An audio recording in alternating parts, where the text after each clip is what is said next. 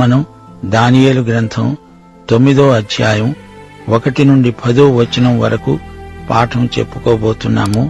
జాగ్రత్తగా వినండి. ఈ అధ్యాయంలో దానియేలు చేసిన ప్రార్థన ఉన్నది. తరువాత 70 వారాల ప్రవచనం ఉన్నది. దానియేలు గ్రంథంలో ఇది గొప్ప అధ్యాయం. అంతేకాదు, బైబిల్ మొత్తంలోకి గొప్ప అధ్యాయాలలోకెల్లా ఇది మరీ గొప్ప అధ్యాయం. ప్రార్థన, ప్రవచనం ఈ రెండూ ఈ అధ్యాయంలో ఉండడం విశేషం. ప్రార్థన అధ్యాయాలు బైబిల్లో ఎన్ని ఉన్నాయో వాటిలో ఈ అధ్యాయం ప్రత్యేకమైనది. అలాగే ప్రవచన అధ్యాయాలలో కూడా ఇది గొప్ప అధ్యాయంగా పరిగణించబడింది. ఈ అధ్యాయంలోని మొదటి 21 వచనాలలో దానియేలు చేసిన ప్రార్థన ఉంది. చివరి 6 వచనాలలో 70 వారాలను గురించిన మహాప్రవచనమున్నది. దానియేలు గొప్ప ప్రార్థనాపరుడు. ఈ గ్రంథారంభంలో దానియేలు ప్రార్థించాడు. నెబుకద్నెజరు కలభావం చెప్పేందుకు జ్ఞానమివ్వవలసిందని దేవుణ్ణి వేడుకున్నాడు. దానియేలు ప్రార్థన చేయని రోజంటూ లేదు. దానియేలు ప్రార్థన విధానం ఈ అధ్యాయంలో మనం పరిశీలిస్తాము. ప్రార్థనలోని నియమాలేవో అవి కూడా ఈ అధ్యాయంలో మనం నేర్చుకుంటాము. దానియేలు చక్కని మాదిరి ప్రార్థన చేశాడు. ప్రార్థనలో ఒక నిర్దిష్ట లక్ష్యము, గురి ఉండాలి. ప్రార్థనలో యథార్థమైన పశ్చాత్తాపాన్ని వ్యక్తం చేశాడు. ప్రార్థనలో బలమైన విజ్ఞాపన చేశాడు. వ్యక్తిగతంగా తాను ప్రార్థించడమే కాదు, తన జాతి పక్షాన తాను ప్రార్థిస్తూ తనను తాను తన జాతితో సంయుక్తపరుచుకున్నాడు. సోదరీ సోదరులారా, దానియేలు చేస్తున్న ప్రార్థన వింటున్నారా? దానియేలు అప్పుడప్పుడు లాంఛనప్రాయంగా ప్రార్థించే మనిషి కాడు. గోనెపట్ట చుట్టుకున్నాడు, ధూళి తలపై పోసుకున్నాడు. ప్రార్థన అంటే ఏదో కంఠతా చేసింది యాంత్రికంగా వల్లించటం కాదు. మత్తయి సువార్త 6వ అధ్యాయం 7వ వచనంలో ప్రభువు ప్రార్థన నియమాన్ని మనకు నేర్పుతున్నాడు. మీరు ప్రార్థన చేసేటప్పుడు అన్యజనుల వలె వ్యర్థమైన మాటలు వచింపవద్దు. విస్తరించి మాటలాడుట వలన తమ మనవి వినబడుతుందని వారు తలంచుతున్నారు. మీరు వారి వలె ఉండకండి. అది దేవుని దృష్టిలో అసలు ప్రార్థన కానే కాదు. దానియేలు ఉపవాసమున్నాడు, నెత్తిన బూడిద పోసుకున్నాడు. ఇది ప్రదర్శన కోసం కాదు. దేవుని సన్నిధిలో పైవేషాలు నిలువవు. దానియేలు ప్రార్థనలో నిజాయితీ ఉంది, దాపరికమేమీ లేదు. తనలో ఉన్నదంతా దేవుని ఎదుట కృమ్మరించుకున్నాడు. ప్రార్థనలో దానియేలు తన పాపాన్ని, తన జాతి యొక్క పాపాలను ఒప్పుకున్నాడు. ప్రార్థనలో డొంక తిరుగుడు భాష పనికిరాదు. పారదర్శకత ఎంతో అవసరం. దేవుని కన్నులకు మరుగైనది ఏదీ లేదు గదా. దానియేలు ప్రార్థిస్తూ ఉండగానే అతని ప్రార్థనకు దేవుడు జవాబిచ్చాడు. 1 యోహాను 5వ అధ్యాయం 14వ వచనం, ఆయనను బట్టి మనకు కలిగిన ధైర్యమేమనగా, ఆయన చిత్తానుసారముగా మనమేది అడిగినా ఆయన మన మనవి ఆలకిస్తాడు అనేదే. దానియేలు ప్రార్థిస్తూ ఉండగానే గబ్రియేలు వచ్చి దానియేలుకు దేవుని చిత్తాన్ని విశదీకరించాడు. అది బహిరంగ ప్రార్థన సమావేశం కాదు. దానియేలు వ్యక్తిగత ప్రార్థన సమయం. 3 నిమిషాలు దానియేలు చేసిన ప్రార్థనకు వెంటనే జవాబు వచ్చింది. మన ప్రభువు యోహాను సువార్త 17వ అధ్యాయంలో వ్యక్తిగతంగా ప్రార్థించాడు. వ్యక్తిగత ప్రార్థనలు చేయకుండా ఎక్కువగా బహిరంగ ప్రార్థనల్లో పాల్గొనే వారిని పరలోకం వేషధారులు అంటుంది.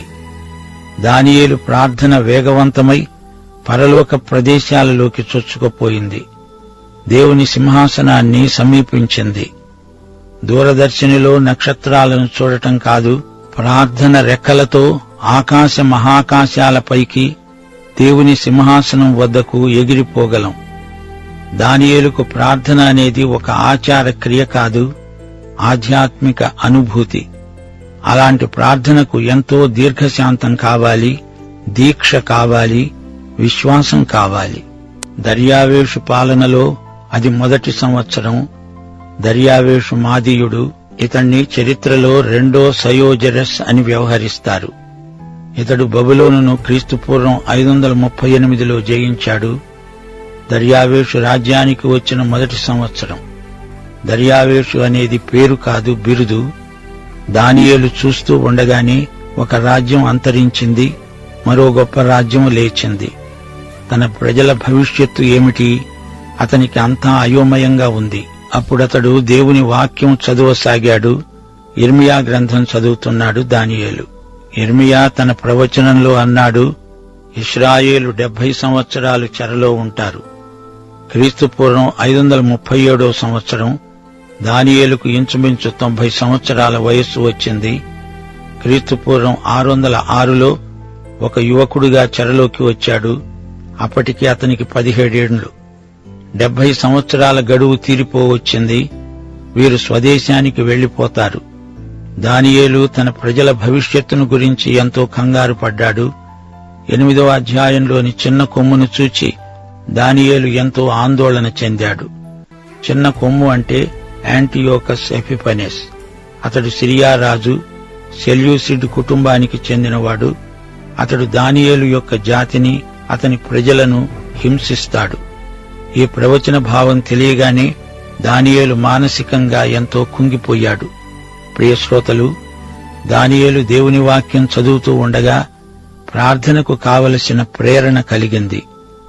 దేవుని వాక్యం దేవుని చిత్తాన్ని బయలుపరుస్తుంది.